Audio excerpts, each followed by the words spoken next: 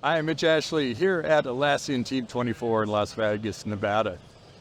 You know, we just announced an acquisition, us being acquired here at Techstrong, and of course, that's something that happens in the business world where you're great big companies or even small companies. I'm have the pleasure of being joined by Joe Thomas, who's co-founder and now head of product Loom at Atlassian, which, 5 months ago was that acquisition? 5 months is right. Yeah. Wow, 5 months or 5 days. It's kind of hard to tell. Yeah, exactly. It feels like it's been 5 years in some points.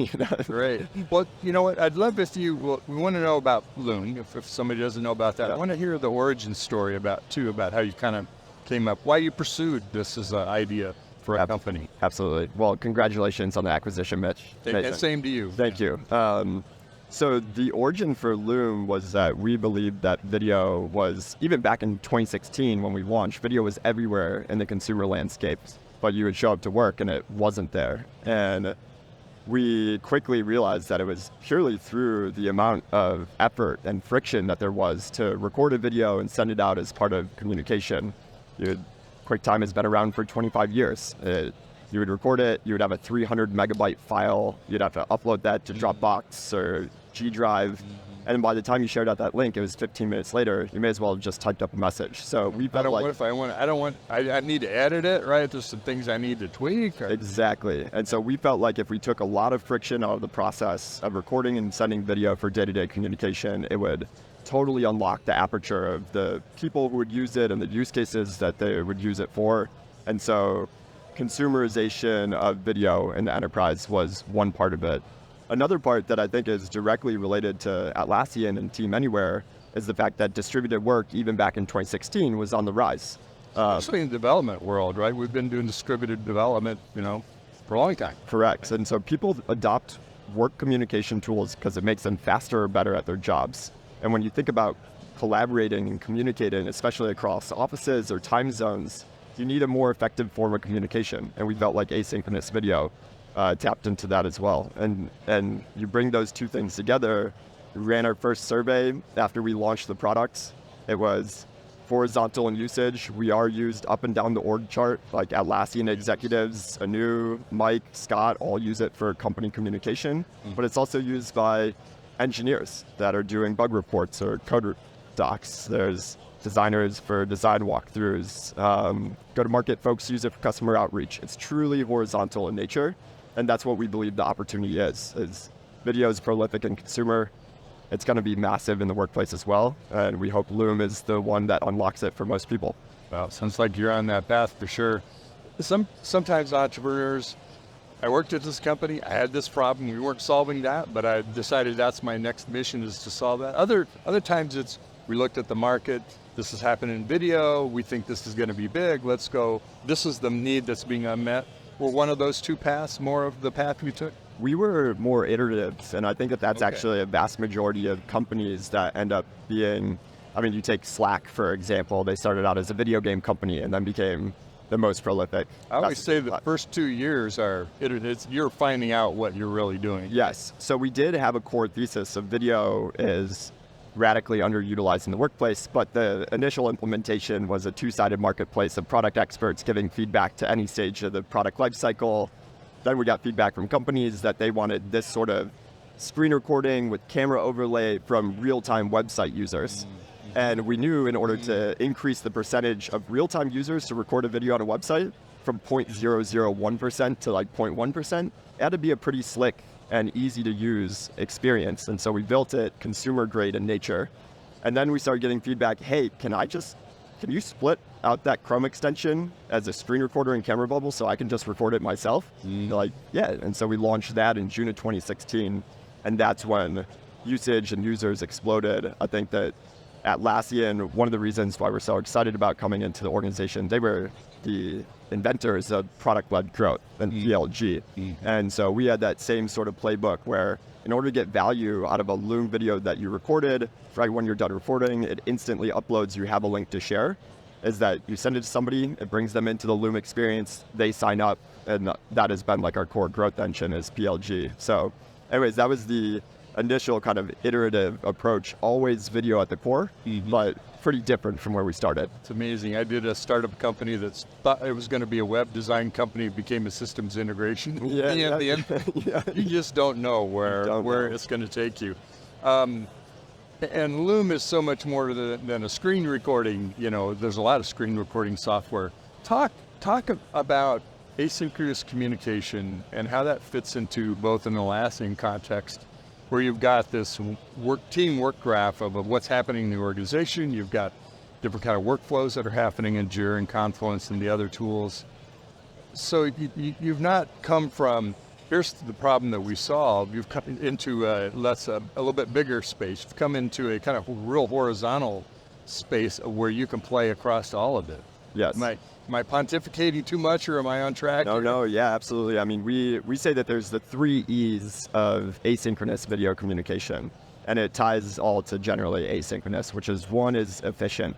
So when it comes to recording a video, it's so high fidelity in nature. You get voice intonation, you get the screen context. With Loom, you have a camera bubble where, you know, you're showing your facial expression or excitement, and that is, we're biologically evolved to talk to one another. And so it's just... And those cues that come with voice and visual. Yeah, so if a picture is worth 1,000 words, you know, a video is worth 1,000,000. And so we believe it's a really efficient way to get a high fidelity form of communication to somebody else, and it reduces back and forth, right? The effective side, so the second E is effective, which time zones and distributed teams is trying to get, even I'm in Atlanta, Georgia, and Atlassian has a bunch of Sydney-based folks trying to time zone coordinate and get critical information to one another. Well, again, high fidelity, but also solves on the time zone front that you can record a video and send it out. And then the third E that I think is really important, and I think of the X factor for Loom, is expressive. That like human connection and communication, especially as the world goes more networked and distributed, human connection is really important. And so with asynchronous work, it doesn't have to be just typing away all day. I feel like a robot. It can be efficient, it can be effective, and it can be expressive. And so we believe that asynchronous work is also how you unlock productivity for teams and organizations. So a stat that we had for Loom is that we help companies replace 29% of meetings that are currently on the calendar. Anu talked about it in the keynote today. And that was, she got some, nobody raised their hands in terms of more meetings. And so for us, we think that you're not sacrificing on knowledge that's exchanged or the human connection, and you're freeing up time. And what does that mean? More creativity, more innovation. And so that's what we think asynchronous work ultimately does for individuals, is more free time and still doing the same quality work, if not better. Just kind of anecdotally, we are Loom users at our company. Awesome. The biggest user of both Trello and Loom is our COO. And talk about someone who's at the intersection of people working together. Yes. Right. And she's constantly, hello, sales team. Here's the thing we talked about in our meeting today, and here's how you do it, with, you know, pointing to connecting to other content, that kind of thing. It's really great. It's a very effective way. And in a minute and a half, you know, as long as you don't carry on for 20 minutes in a video, well, maybe time for that, but totally communicate those little short ideas. Here you go. Here's how it solves it. And then watch it again. So it kind of connects. The average length of a Loom is 2 minutes and 45 seconds, right? Like, we're not talking about 15-minute recordings that it's kind of a pain in the butt to watch. But even if you do get a 15-minute Loom, we also do things like you can play it back at 1.5, or some people are a little bit wild and do 2.5x. That's a little hard to follow, but yes. It is, absolutely. But, you know, in terms of the average length of a Loom and the type of communication, like you said, COO is recording a minute and a half, and that's really effective communication, and it builds a connection with the team in a powerful way. So talk about some of the announcements. I mean, you're now part of the Atlassian family. Sounds like you didn't wait very long to come out some other great stuff. Well, this is taped on rolling. Well, this is one of the things that I think is so exciting about Atlassian and Loom coming together, is that better together narrative was organic and natural. We had research that told us that we should take a Loom video, and we provided transcript and closed caption for any Loom that is recorded. It's in 52 languages if you want. But how do I take that transcript and then create high fidelity content on the other side of it? And so we actually ended up building an AI feature set that takes your recorded video and transforms it into any sort of content that you want. So a key use case for Loom is capturing bugs. You could imagine that you're just talking through it for 45 seconds or so, and then with one click, here is the steps to reproduce, here is the additional information around network and console logs, and one click, it ports into Jira. You can assign the individual the priority, etc. Another one is on the Confluence side, so write a document.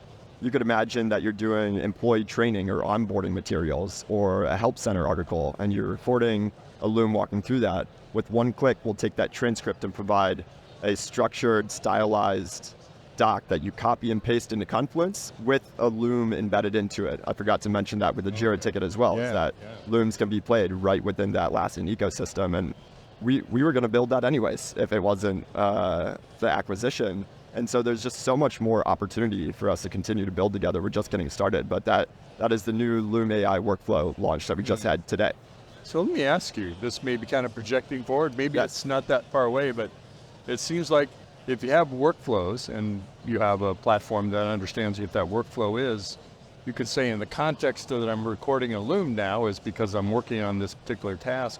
You know that workflow, it knows how to communicate and organize the content from that video.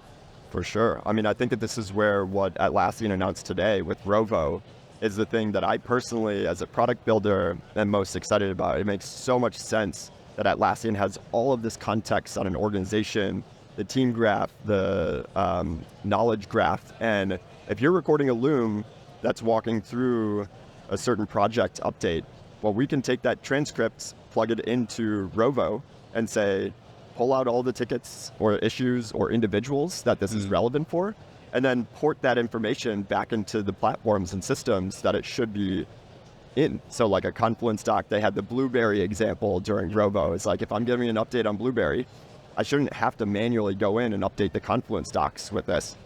We should recognize that on the back end and then suggest all the places that you update it. You just click approve, and then all of that update is ported back in. Interesting. Yeah. How do you see video, and that's an understatement of what we're really talking about here, the video with all the context around that? If you thought a year or two ahead from how we work today, what might change? What do you see happening? Yeah, I think the biggest thing for people adopting video at work is it's not as natural as you might think of recording a video. Some people are like, meetings and text work for me, but async video is so powerful, and what we need to do is make it as easy to working with a text doc as we possibly can. So we do have an edit by transcript experience right now, but it just allows you to trim.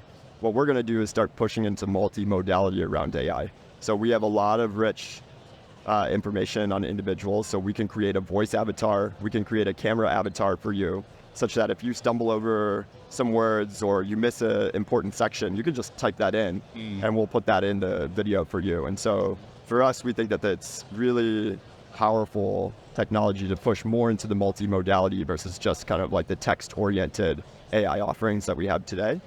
Another part that we're kind of taking that voice and camera avatar technology and applying it to is that, as I mentioned, Loom is used for go-to-market personas, sales and success folks.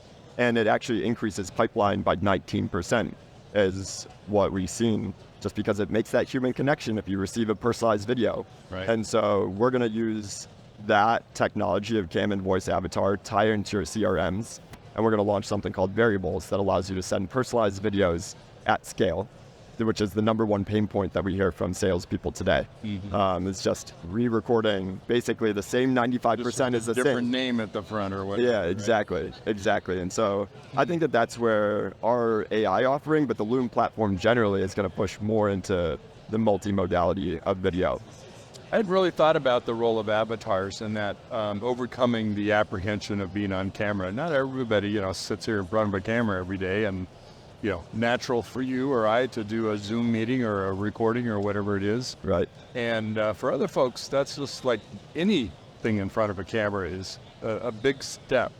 Yeah, apprehension. So it sounds like avatars might actually be a great substitute if you're not the kind of person who could always be. And sometimes it's just, hey, I got out of the shower. I'm not ready to sit in front of you.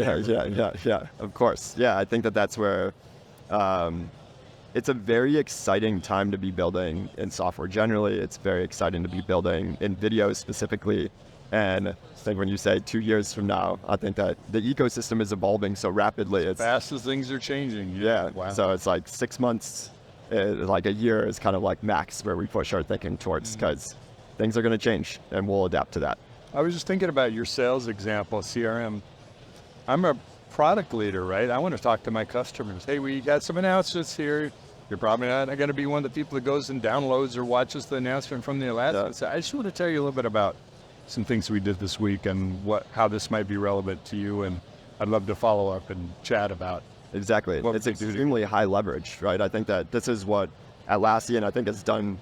This is where Loom is going to learn a lot through the acquisition, is they've done a really good job of kind of packaging up the marketing messaging around agents, right? And effectively what voice and cam avatars is like allowing you to have your own personal Mitch agent, right? To do work on your behalf. And I think that the more leverage and more productivity that we can unlock for individuals, again, that goes back to enabling you to have more creative and innovative time, right? Instead of recording those personalized videos for every single individual. Let me ask you about the AI equation. I've talked to a couple of people about. There's also an apprehension around AI, right? First, I don't want to do anything wrong. There's some upsides to it too. Is I can talk to an avatar or to a bot or whatever it is, and not feel as judged as I might if I'm like going to go open a ticket and talk to somebody in IT, or go call up finance and say, what does this mean? But how about AI in the context of Loom and multimodal? How do we make that as accessible as possible so we can address whether it's fear or apprehension about AI? Yeah, I think that it fundamentally boils down to a couple things. One is that people adopt work communication tools, as I mentioned, because it makes them faster or better at their jobs, right? Like first and foremost, we have to tell them the value that it delivers on their behalf. Then the follow-up is, well, from a security and compliance perspective, what are the sorts of things that we're safeguarding it on the other side? Where in the Loom instance for cam and voice avatars, we're literally only allowing you to create one associated with your account. So you can only have Mitch, right? Okay. And it has to be content that you recorded with Loom. So you can't upload a video. We won't generate based off of that. And so from our perspective, if we deliver on the core value proposition of what we're saying is unlocking more productivity for you and more value and more ROI, then on the other side, we'll have all the safeguards in place to make sure that you're like, well, only Mitch can create a Mitch, right? Only Joe. Just knowing that is important. Actually, I hadn't really thought about it from that perspective, but Yeah. I don't have to worry about someone uploaded some video because they got a hold of your account. Right. Interesting. Any announcement things you want to talk about that we haven't covered yet? Well, that's the fascinating thing about being at Atlassian right now is that, That's a loaded question. Yeah, Anu and Mike and Scott, they all kind of took what we're announcing, and we're still a relatively ragtag team of 200 people that they announced pretty much everything that we're building right now. Okay. I will say that one of the things that we don't have coming out in the near term, call it like the next 3 to 6 months, but really excited to keep working on is that editor work stream, like edit it like a text document. But we're also trying to, for that executive communication, we'll build custom branding so you can be on brand for your organization. So if Anu is sending out a Loom to the entire company, is there nice little overlays, right? And things that if you wanted to do a Q&A as part of it, and like have people fill out a poll, we're building against the editor work stream for more broadcaster use cases. It'll still be recording a Loom, that ease of use. You'll have all the AI features on the other side, but how do we make the editing a video as consumer grade and seamless as possible so people can start to feel like, oh, I don't have to be Spielberg to create a relatively polished video at work. 20 shoots to get it, Exactly. recordings to get it right. Exactly. I think about, earlier I called Rebo, by the, into it, we're like, okay, so what's the wrong term?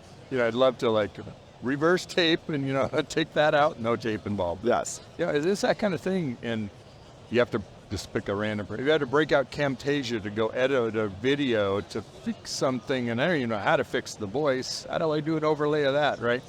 Yep. Those are all the things that if you're that specialized in that area, no problem. But for everyday person, that's not something we know how to do. Exactly. Our goal for Loom, we believe it's inevitable that everybody will use async video as part of their communication stack. our goal of Loom and Atlassian is compress that into the present as quickly as possible, and then obviously have as much Loom be the provider, because we are the market creator. We believe we're best in class as of right now. There's some statistics that back that up, like G2, et cetera. But our goal is to make that as inevitable as possible, and I think that making people comfortable with video and having the flexibilities of recording and tools around it is what ultimately gets us to that inevitable future as quickly as possible.